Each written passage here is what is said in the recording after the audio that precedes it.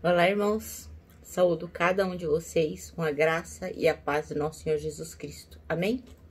O meu nome é Miriam Anita e eu estou aqui só para contar para os irmãos aquilo que eu entendi do texto Cuidado com os Inimigos da Cruz.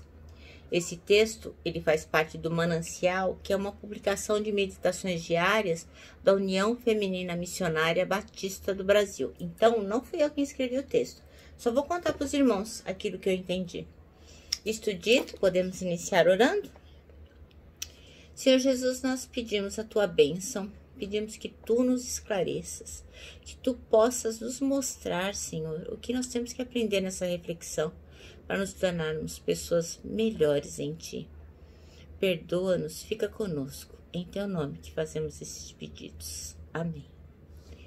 Oi, irmãos. Então, o texto para nos basearmos, o texto bíblico é Filipenses 3, de 12 a 21. E diz assim: não estou querendo dizer que já consegui tudo que eu quero e já fiquei perfeito, mas continuo a correr para conquistar o prêmio, pois para isso já fui conquistado por Cristo Jesus. É claro, irmãos, que eu não penso que já consegui isso. Porém, uma coisa eu faço: esqueço aquilo que fica para trás e avanço para o que está na minha frente. Corro direto para a linha de chegada a fim de conseguir o prêmio da vitória. Esse prêmio é a nova vida para a qual Deus me chamou por meio de Cristo Jesus. Todos nós que somos espiritualmente maduros devemos ter essa maneira de pensar. Porém, se alguns de vocês pensam de maneira diferente, Deus vai tornar as coisas claras para vocês. Portanto, vamos em frente, na mesma direção que temos seguido até agora. Meus irmãos, continuem a ser meus imitadores e olhem com atenção também os que vivem de acordo com o exemplo que temos dado a vocês. Já disse isso muitas vezes e agora eu repito chorando. Existem muitos que, pela sua maneira de viver, se tornam inimigos da mensagem da morte da cruz de Cristo. Eles vão para a destruição no inferno, porque o Deus deles são os desejos do corpo. Eles têm orgulho daquilo que devia ser uma vergonha para eles e pensam somente nas coisas que são deste mundo. Mas nós somos cidadãos do céu e estamos esperando ansiosamente o nosso Salvador, o Senhor Jesus Cristo, que virá de lá. Ele transformará o nosso corpo fraco e mortal e fará com que fique igual ao seu próprio corpo, glorioso, usando para isso o mesmo poder que ele tem para dominar todas as coisas. Amém? Bem, irmãos, então, o pastor Irã Lopes, ele começa o texto dizendo que o versículo-chave é o 18, que diz assim, né? Olha, como eu já lhe disse repetidas vezes, agora repito com lágrimas. Há muitos que vivem como inimigos da cruz de Cristo. Então, ele quer frisar aqui que existem pessoas que vivem, sim, como inimigos da cruz de Cristo. Então, ele começa o texto dizendo que o apóstolo Paulo, ele foi o maior missionário organizador de igrejas lá no começo do século, né? No primeiro século, porque não teve outro maior que ele. Ele era inimigo de Jesus, mas depois ele foi o que mais abriu igrejas. Então, na sua primeira viagem missionária, ele organizou 10 igrejas. Na segunda, 12. Na terceira, 18. Agora, imagina, gente. Se dá trabalho cuidar de uma igreja, se dá trabalho manter estes fiéis de uma única igreja, congregando, fazendo as coisas certinhas, preparando o sermão, orientando. Imagine este número tão grande de igrejas, né? Devia ser enlouquecedor. Fora assim, né? Que o apóstolo Paulo não podia ficar naquelas igrejas, ele viajava. E não é como hoje, que você tem o celular, o WhatsApp, você tem o e-mail para se comunicar. Não, né? Então, como ele não podia ficar muito tempo em cada uma delas, ele escrevia cartas, né? Sem contar que aquele contexto onde aquelas igrejas estavam era um contexto de muito sincretismo religioso e tinha que doutrinar cada uma delas para que elas não se perdessem. Porque imagine, né? Naqueles lugares que tinham vários templos de muita idolatria, paganismo, imoralidade sexual. Nossa, devia ser muito difícil. Então, o que o Paulo fazia? Ele escrevia cartas para poder orientar aquelas igrejas e para que no início do cristianismo eles pudessem se manter firmes, porque tinha ainda muito ranço do judaísmo, né? Os judeus, eles eram muito legalistas, tinham muitas filosofias gregas, tinha muitas atitudes e filosofias greco-romanas.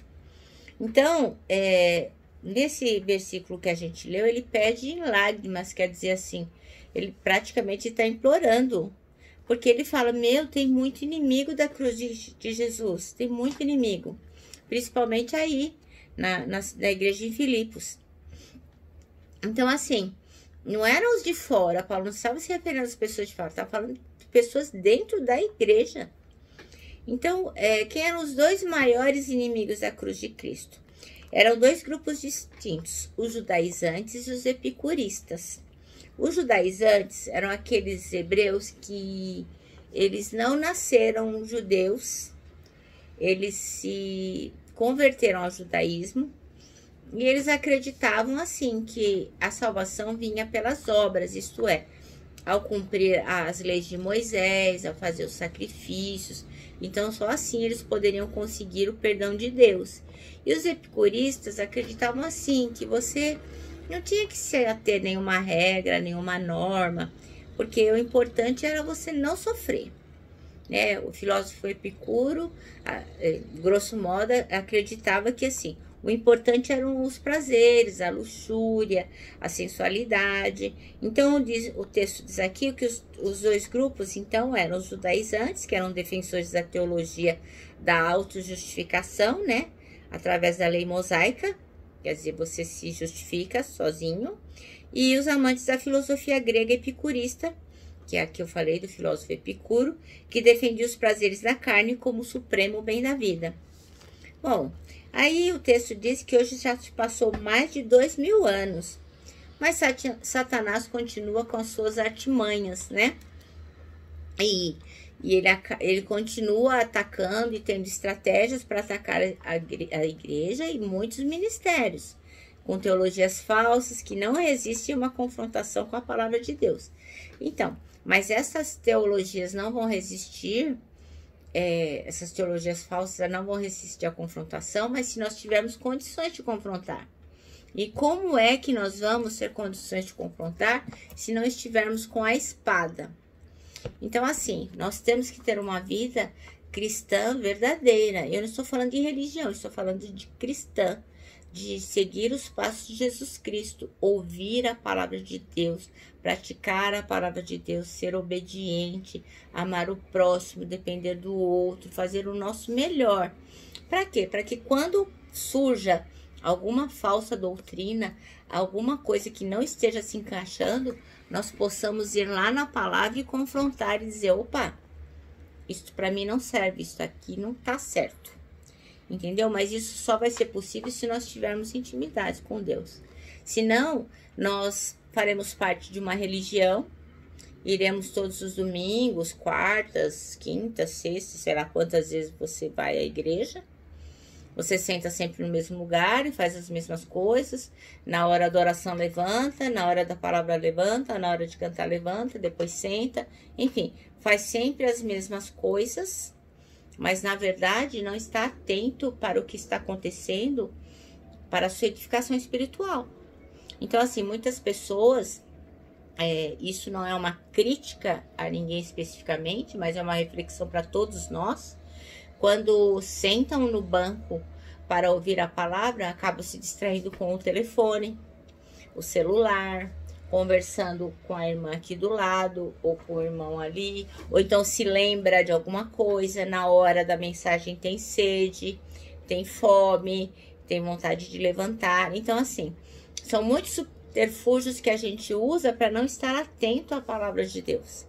Então, sim, existem muitos inimigos da cruz de Cristo que são externos. São coisas que entram na igreja para nos enganar. Mas existem muita inimizade na cruz de Cristo nas coisas que nós mesmos, por desatenção, permitimos que aconteçam. Então, muitas vezes a gente não percebe que está indo à igreja como se fosse um clube, né? vai à igreja todo domingo porque tá acostumado a ir todo domingo. Mas, né, não se importa com as coisas que estão acontecendo, não presta atenção no louvor, não vê qual a aplicação prática da mensagem para sua vida. É como se a igreja fosse um clube, não é? Então nós temos que estar atentos a isso, porque isso é inimizade também em relação à cruz de Cristo.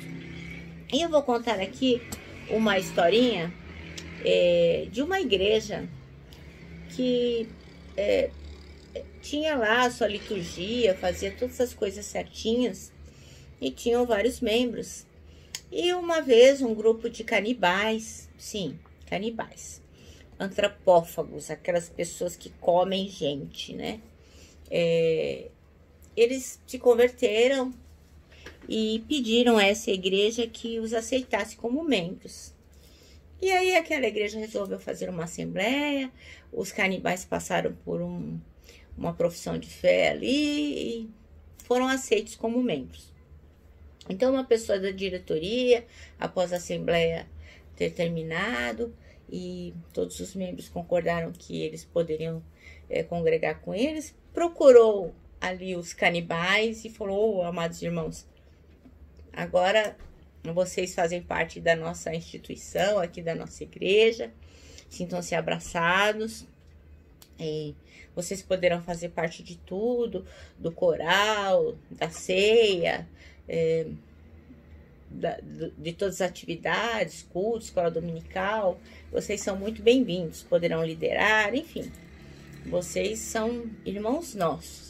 Eu só peço uma coisa, irmãos, estejam atentos, conectados, para que vocês não caiam em tentação e não devorem nenhum dos nossos irmãos. E os canibais falaram: não, irmão, pode ficar tranquilo, nós faremos o nosso melhor. E aí todos os irmãos canibais, eles entraram nas atividades e começaram a congregar, e passaram-se 2 meses e tudo corria bem, até que um membro da diretoria resolveu procurar os irmãos canibais. E ele falou: irmãos, eu gostaria de falar uma coisa bem séria com vocês. Eu queria dizer para os irmãos que a irmã responsável pela cantina desapareceu. Os irmãos sabem me dizer o que pode ter acontecido? Os irmãos têm alguma ideia? Aí um canibal olhou para o outro e disse: não sabemos, né, da irmã da cantina, não. Tá bom. Aí aquele membro da diretoria saiu. E assim que ele saiu, o líder dos canibais, muito irado, falou: eu quero saber quem foi o atribulado que devorou a irmã responsável pela cantina. Pode confessar já. E aí ficou aquele murmurinho, até que lá atrás levantou a mão uma irmãzinha canibal. Falou: e não resistiu, acabei devorando a irmã. Mas a irmã é mesmo uma roda da carroça de Faraó. Olha, não tem nem como falar. Nós estamos aqui há 2 meses. Estamos com uma oportunidade ímpar nas mãos, como nunca tivemos antes. Já comemos o pastor presidente, devoramos 2 copastores.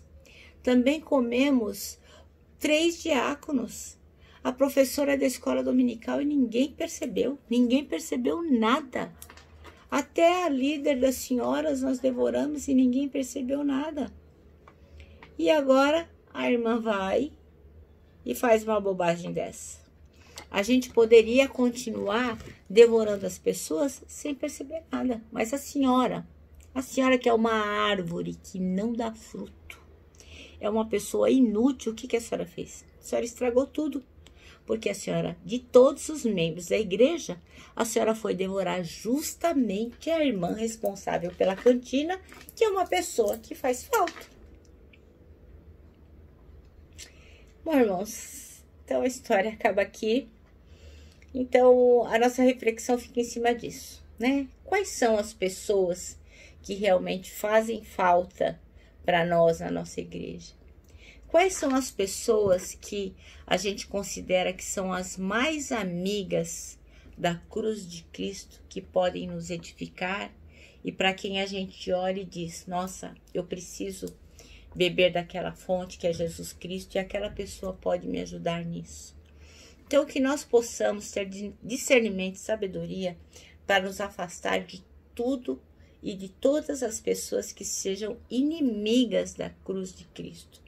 Que nós possamos sermos aquelas pessoas também das quais aqueles que queiram se conectar a Deus possam se ligar a nós. Eu termino aqui, né, com a última frase do nosso manancial, que diz que nós temos que estar preparados para não nos deixarmos enganar pelos inimigos da cruz de Cristo. Deixo um abraço fraternal, o abraço diário de Ursa, e lógico, né, a nossa palavra de ordem, que é saudades. Tchau!